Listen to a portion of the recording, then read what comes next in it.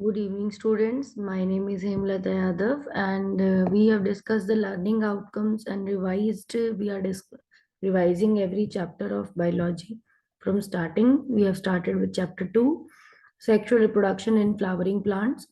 So, for that, I told you the learning outcomes, and we will be revising the thing with this chapter with the PowerPoint presentation. So I hope you will be understanding this, that the what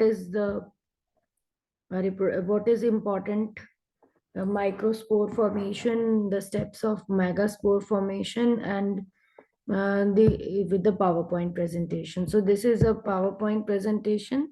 Parts of the flower. A flower is a modified shoot, reproductive structure of angiosperm, diagrammatic representation. This is NCERT diagram only. You know that flower के अंदर आपके reproductive parts हैं, देख रहे हैं आप, sepals हैं जो कि ग्रीन कलर के हैं, एंड देन पेटल्स हैं, ये सेपल्स हैं, ये बड को कवर करके रखते हैं यंग कंडीशन में। देन पेटल्स आते हैं कलरफुल जो इंसेक्ट्स को अट्रैक्ट करते हैं। देन आपके ये एंथर, ये फिलामेंट और ये एंथर हेड्स हैं। So these are male reproductive part जो कि स्टेमन होते हैं, और सेंटर में आपका ये स्टिग्मा और स्टाइल और ओवरी है, जो फीमेल पार्ट पिस्टल पार्ट है। तो ये रिप्रोडक्टिव स्ट्रक्चर है एंजियोस्पर्म का। Flower is a modified shoot. It developed from floral primordia. Primordia develop first into floral bud and then into a flower. Reproductive part of the plant. Androecium is the male reproductive whorl consisting of stamens, and gynoecium is the female reproductive part. Stamen यानी male reproductive part है, और इसके अंदर consist of two part. Stamen के दो part होते हैं, नीचे जो लंबा सा स्टिक जैसा होता है वो होता है फिलामेंट, और जो ऊपर हेड जैसा होता है वो होता है एंथर। और एंथर कट करके अगर देखा जाए तो उसके अंदर 4 पॉलन सैक हमें दिखते हैं, और 2 लोब्स में 2-2 लोब्स होते हैं। तो इसीलिए डाइथीकस कहा जाता है एंथर। एंजियोस्पर्म का डाइथीकस है। Anther is bilobe with each lobe having 2 थीकास, a longitudinal groove run lengthwise separating the theca, and pollen grain microsporangium भी उसका बायोलॉजिकल नेम है। pollen sac का बायोलॉजिकल नेम है माइक्रोस्पोरेंजियम। एंड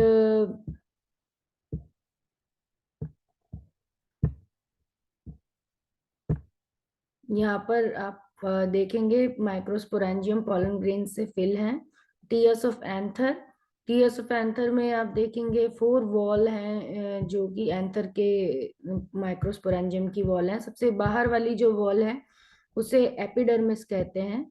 मार्क भी हो रहा है एपिडर्मिस, ये तो प्रोटेक्टिव कवरिंग आउटर मोस्ट।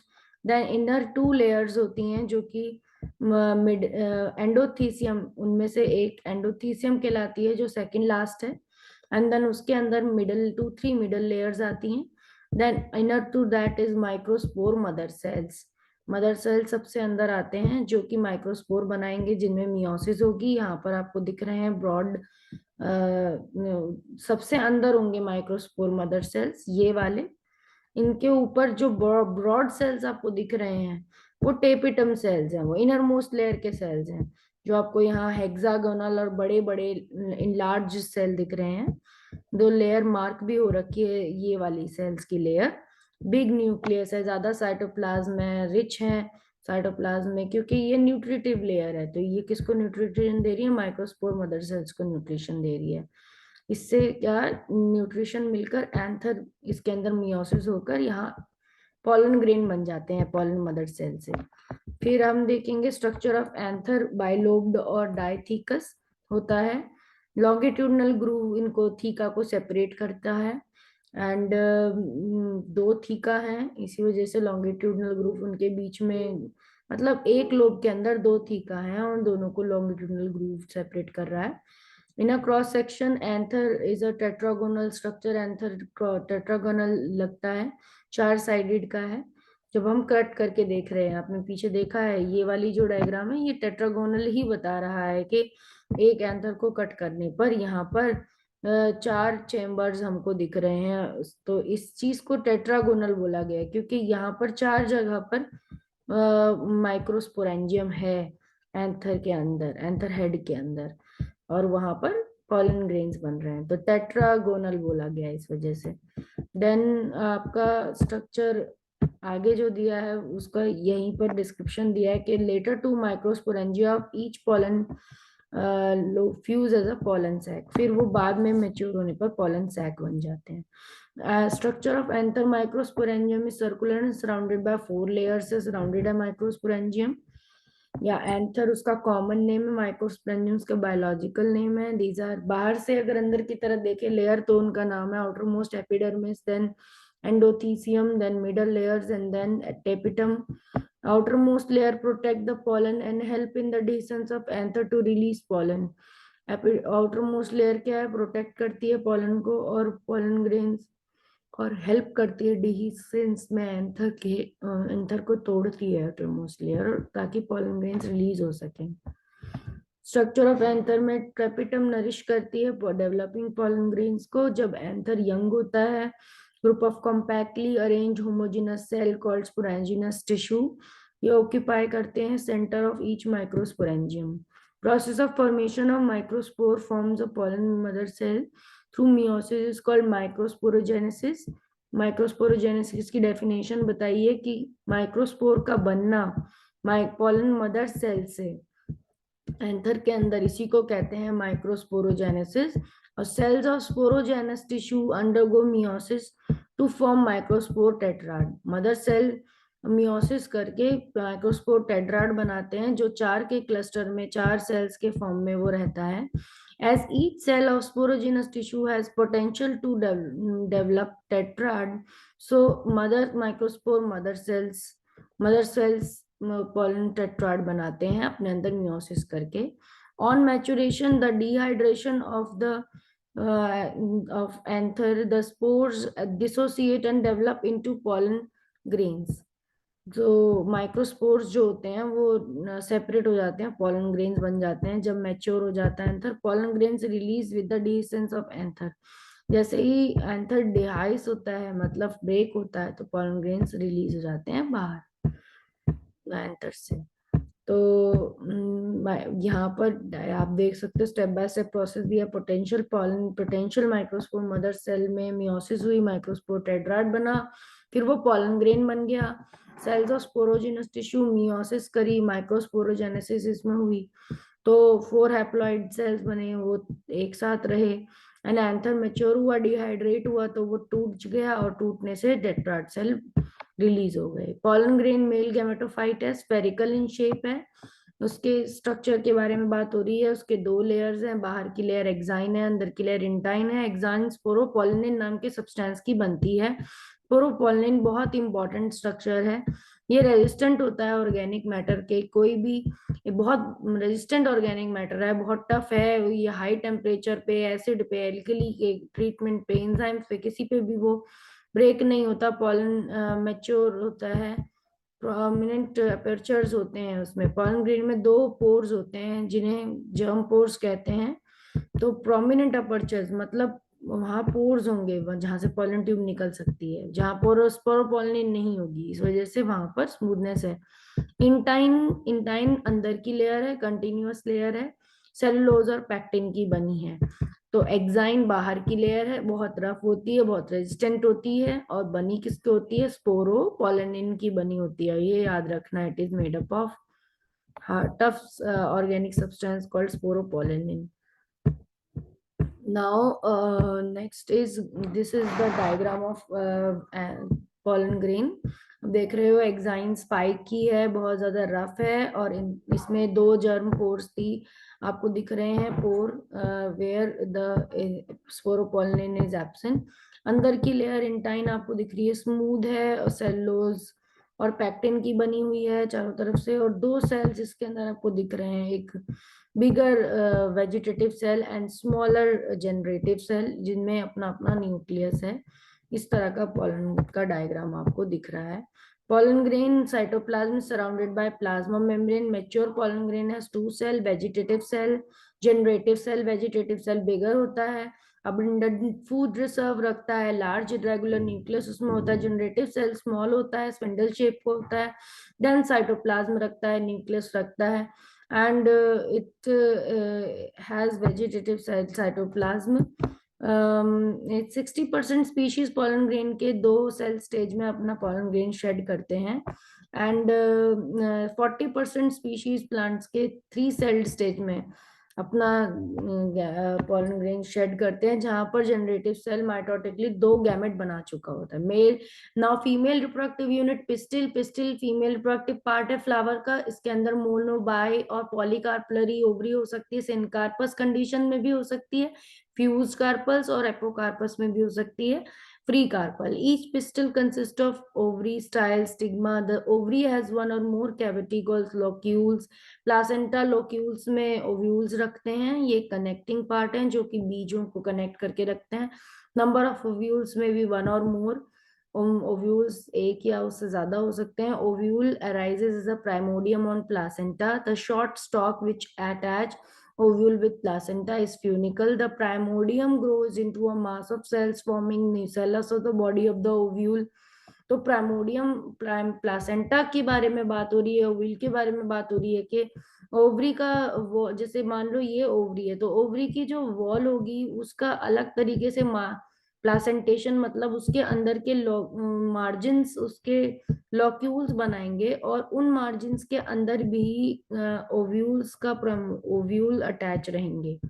तो ओव्यूल क्योंकि बाद में जाके बीज बन जाते हैं, तो यहाँ पर ओव्यूल्स अटैच रहेंगे, and this kind of structure will be a primordium stalk जैसा, और उसके ऊपर गोल गोल सर्कुलर जो मैं बना रही हूँ उन्हें ओव्यूल बोल रहे हैं, कि ओव्यूल प्राइमोडियम्स पे बनता है, अटैच रहता है। Primordium grows into a mass of cells, पहले न्यूसेलस बनता है वो मास ऑफ सेल्स, तो धीरे धीरे न्यूसेलस के सेल्स कन्वर्ट होते हैं। Nucellus to protecting covering nucellus की इंटेग्यूमेंट्स बनती हैं, except at the tip leaving a small opening called micropylar. सब जगह वो कवर्ड रहता है, सिर्फ माइक्रोपाइल एंड पर वो ओपन रहता है जहां से पोलन ट्यूब आ सकती है। ओव्यूल बेसल पार्ट है, ओव्यूल का चलाइजा कहलाता है बेसल पार्ट, और जो जहाँ पे ओपनिंग रहती है माइक्रोपाइल उसका अबव पार्ट कहलाता है। Basal part chalazal and top part micropyle, and the cells of the nucellus are rich in reserve food. Single embryo sac और female gametophyte located in the nucellus. nucellus के अंदर जो nucellus reserve food की तरह sales हैं वो, उसमें single एम्ब्रियोसाइट बनता है जो न्यूसेलस के अंदर होता है, which is developed from megaspore. Megasporangium ovule का, एनाट्रोपस ओव्यूल का स्ट्रक्चर यहाँ दिखा रखा है लार्ज करके, इन लार्ज करके, कि आपको सारे पार्ट्स आराम से अच्छे से दिख जाएं। तो सबसे पहले आप 2 इंटेग्यूमेंट देख रहे हो बाहर के, ये 2 कवरिंग्स हैं जो ओव्यूल को सब जगह से बंद करके रख रखा है जिन्होंने। इनर इंटेगुमेंट थोड़ा लंबा है आपको दिख रहा है, बाहर वाला इंटेगुमेंट छोटा है, बट ये कवर करता है पूरा न्यूसेलस पार्ट को। अंदर का जो टिश्यू है पूरा न्यूसेलस कहलाएगा, और इसका जैसा कि बेसल पार्ट आपको पता है चलाजल कहलाता है, और टॉप पार्ट या माइक्रोपाइल वाला पार्ट इसका ओपनिंग की तरफ होता है। देन एम्ब्रियो सैक इसमें आपको दिख रहा है, embryo sac is 8 nuclear 7 cell structure, इसके अंदर आपको 8 न्यूक्लिया और 7 सेल का स्ट्रक्चर दिखेगा, और इसमें 2 न्यूक्लिया क्योंकि सेंटर में होते हैं जिनको बोला गया है secondary nucleus, and central cell के होते हैं ये, और 3 इसमें सेल होते हैं जो एग एपरेटस के पास रहते हैं, जिसमें से एक सेंटर वाला तो एग रहता है, बाकी दोनों एंटीपोडल्स रहते हैं, और 3 बाकी दोनों सिनर्जिड्स रहते हैं। यहाँ पे देखिए एग सेल के दोनों तरफ सिनर्जिड्स हैं, एंटीपोडल्स चलाजल एंड की तरफ रहते हैं 3, ये एंटीपोडल सेल्स यहाँ मार्क कर रखा है। देन सेंट्रल सेल ये बीच वाला है जिसके अंदर पोलर न्यूक्लिया है, और एम्ब्रियोसैक इस पूरे को बोला गया है, 7 सेल्ड और 8 न्यूक्लिया के स्ट्रक्चर को एम्ब्रियोसैक बोला गया है। और एक एनाट्रोपस ओव्यूल है, और जिसमें जो ओव्यूल की बॉडी है वो एक स्टॉक से कनेक्टेड है, स्टॉक को फ्यूनिकुलस कहा गया है। Funiculus is the stock of the ovule. तो ये सब स्ट्रक्चर आपको याद होने चाहिए, इसका डायग्राम आपको याद होना चाहिए, बनाकर प्रैक्टिस करनी। मेगास्पोरोजेनेसिस और development of female gametophyte. Nucellar cell जो होता है, एक सेल को ऐसा माइक्रोपाइलर रीजन के पास का, वो डिफरेंशिएट हो जाता है मेगास्पोर मदर सेल में, और सेल बढ़ जाता है साइज में, और जिससे डेंस साइटोप्लाज्म से प्रोमिनेंट न्यूक्लियस, उसका मियोसिस होने लगती है उसके अंदर। 4 हैप्लॉइड सेल्स बनते हैं मेगास्पोर टेट्राड के। 3 मेगा जिनमें से डीजेनरेट कर जाते हैं, ओनली एक ही रह जाता है जो कि फंक्शनल होता है। अब ये आगे डिवाइड करेगा माइटोटिकली। मेगास्पोर मदर सेल ने, डिप्लॉइड सेल ने मेगास्पोर हैप्लॉइड मोनोस्पोरिक डेवलपमेंट के लिए 3 बनाए थे, जिसमें 4 बनाए थे, जिसमें 3 सेल मेगास्पोर्स डीजनरेट होते हैं, 1 बच जाता है, और functional megaspore at megaspore to embryo sac. Functional megaspore से एम्ब्रियो सैक बनता है, वो 3 बार सक्सेसिव माइटोटिक डिवीजन करता है। जो फंक्शनल मेगास्पोर है वो तो 2 न्यूक्लिया हर बार बनाता है। यहाँ पर आप देखेंगे डायग्राम में, तो मेगास्पोर मदर सेल है, वो single functional megaspore mother cell है। पहले उससे मदर सेल है, ये मदर सेल है, तो ये मियोसिस करेगा, तो पहले 2 सेल बनाएगा, तो फिर 4 बनाएगा, इनमें से 3 क्या होंगे, खत्म हो जाएंगे, और फिर सिर्फ एक बच जाएगा जो कि एम्ब्रियो सैक बनाएगा। जो मेगास्पोरोजेनेसिस डेवलपमेंट है फीमेल गैमेटोफाइट की। Functional megaspore is the first cell of female gametophyte. Its nucleus undergo mitosis. 2 nuclei moves to opposite poles to form 2 nucleate embryo sac. पहले 2 न्यूक्लियाई पहले ही दोनों एक अपोजिट पोल पे चले जाते हैं, वहां पर वो सक्सेसिवली सेकंड माइटोसिस करते हैं। Each division of these 2 nuclei form 8 nuclear finally बन जाते हैं, और ये अपने आप को इस तरह से अरेंज कर लेते हैं। 2 सिनर्जिड 1 एग सेल एक तरफ, 2 पोलर न्यूक्लियर सेंटर में, और 3 एंटीपोडल दूसरी तरफ। फंक्शनल मेगास्पोर एनलार्ज हो जाता है माइटोटिक डिवीजन से। 2 न्यूक्लियस रहते हैं अपोजिट पोल में चले जाने के बाद, 2 माइटोटिक डिवीजन करते हैं, 4 न्यूक्लियर बन जाते हैं each pole. Wall form only after this stage. Chalazal and having the antipodal micropylar, three forms. One is egg and 2 are synergids. Remaining nuclei, polar nuclei in the large central cell. Then आपको pollination का ये flow chart दिखा रखा है। Transfer का कहते हैं pollination के, pollen grains ट्रांसफर करवाओ एंथर से स्टिग्मा पे।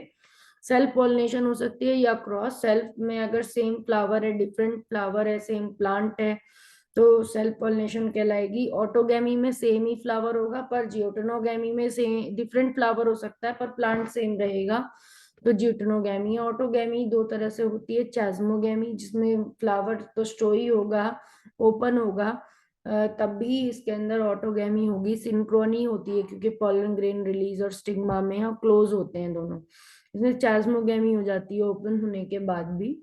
एंड बिकॉज सिंक्रोनी टाइम है इनका रिप्रोडक्टिवली मैच्योर होने का। क्लेस्टोगैमस में फ्लावर तो बंद होता है और फ्लावर ओपन ही नहीं होगा, तो पॉलन ग्रेन दूसरे से कैसे आने के चांस होंगे, इसलिए इसमें भी सेल्फ पॉलिनेशन होती है। जियोटेनोगैमी में डिफरेंट फ्लावर होता है पर प्लांट सेम होता है। क्रॉस पॉलिनेशन में 2 फ्लावर होंगे और डिफरेंट प्लांट स्पीशीज के होंगे, तभी जीनोगैमी होगी। Viola, common pansy, oxalis commelina produce 2 types of the flowers, chesmogamous, cleistogamous. Devices for autogamy, that means outbreeding devices. Simultaneous maturation जो प्रमोट करती हैं वो डिवाइसेस पहले बताइए, ताकि आप आउटब्रीडिंग डिवाइसेस भी समझ पाओ। तो सेल्फ पॉलिनेशन की प्रमोट हो रही है, अगर सेम टाइम पे मैच्योर होंगे दोनों एंथर और पिस्टल, तो ऑटोगैमी प्रमोट होगी। एंथर और स्टिग्मा पास होंगे एक दूसरे के, जैसे क्लोज कंडीशन है, क्लस्टोगैमस फ्लावर है तो भी ऑटोगैमी होगी। Cleistogamous flower, Commelina, Oxalis, Viola. Devices for geitonogamy, और जीनोगैमी को कौन प्रमोट करेगा, इसमें 2 डिफरेंट फ्लावर्स ही 2 डिफरेंट प्लांट्स के होने चाहिए, तभी वो पॉलिनेट होते हैं। तो यूनिसेक्सुअल फ्लावर, डायोसियस प्लांट अगर हो, एक ही यूनिसेक्सुअल फ्लावर वो बना रहा हो, मेल या फीमेल फ्लावर बनाता हो, तो डायोसियस प्लांट हो, अगर उसके सेक्सेस सेपरेट है, तो फिर पॉलन ग्रेन और स्टिग्मा रिसेप्टिविटी सिंक्रोनाइज्ड नहीं होती। उस केस में orientation of the anther in the stigma of the flower different रहते हैं, सेल्फ इनकम्पेटिबिलिटी भी रहती है। अब आपका यहाँ तक हमने डिस्कस किया, पहले आप यहाँ तक रिवाइज करिए, फिर अडेप्टेशन टू पॉलिनेशन हम नेक्स्ट वीडियो में करेंगे। अडेप्टेशन टू पॉलिनेशन हम नेक्स्ट में इसीलिए भी करेंगे बिकॉज इसके लिए एक आपका प्रैक्टिकल भी है, तो हम चाहेंगे कि हम प्रैक्टिकल को ओ लैब्स के थ्रू करके फिर वीडियो बनाएं आपको, तब ताकि आपको ज्यादा समझ में आए और आपका प्रैक्टिकल भी रिवाइज हो जाए, क्योंकि बोर्ड एग्जाम से पहले आपके प्रैक्टिकल्स हैं। तो adaptation of wind pollinated flower, that is